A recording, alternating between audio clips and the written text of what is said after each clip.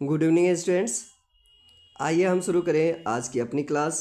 यह है अध्याय 9 जिसका नाम है आनुवंशिकता एवं जैव विकास।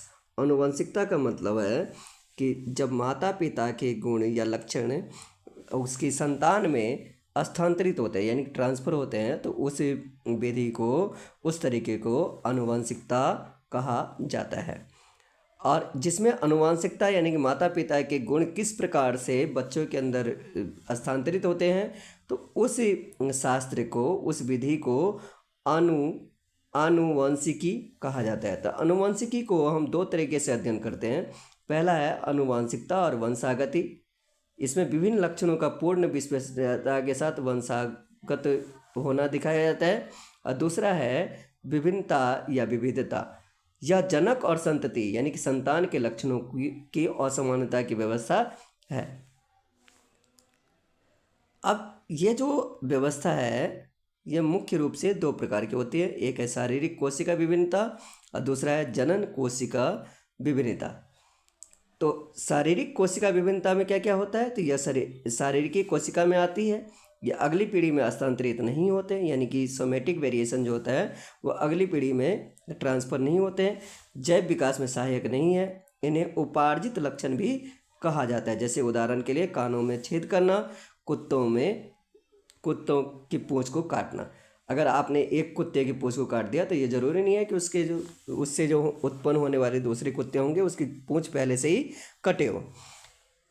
गैमेटिक यानी जनन कोशिका विभिन्नता यानी कि वेरिएशन, यह जनन कोशिका में होती है यानी कि जिससे जनन यानी कि संतान को उत्पन्न करने वाली जो कोशिकाएं होती है उसमें यह गैमेटिक वेरिएशंस देखा जाता है।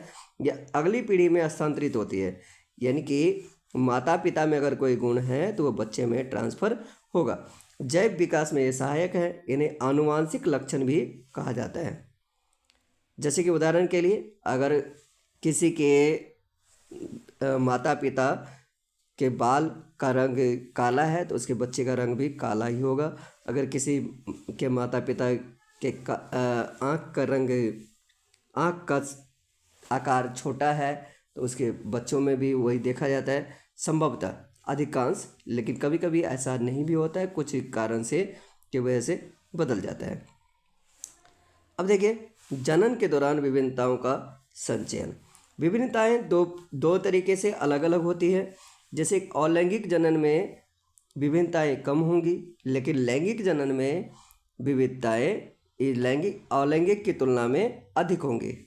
डीएनए की प्रतिकृति यानी कि उसकी कॉपी होगी उसमें कम त्रुटि होगी यानी कम कमियां होंगी, लेकिन क्रॉस संकरण के द्वारा यानी कि हाइब्रिड जो होता है और गुणसूत्र क्रोमोसोम के विसंयोजन के द्वारा म्यूटेशन के द्वारा इसमें अंतर आते हैं। ये ज़्यादा अंतर भी हो सकता है, ज़्यादा इसमें समस्या भी उत्पन्न हो सकती है। ऐसा नहीं जरूरी है कि हो ही, लेकिन हो सकती है।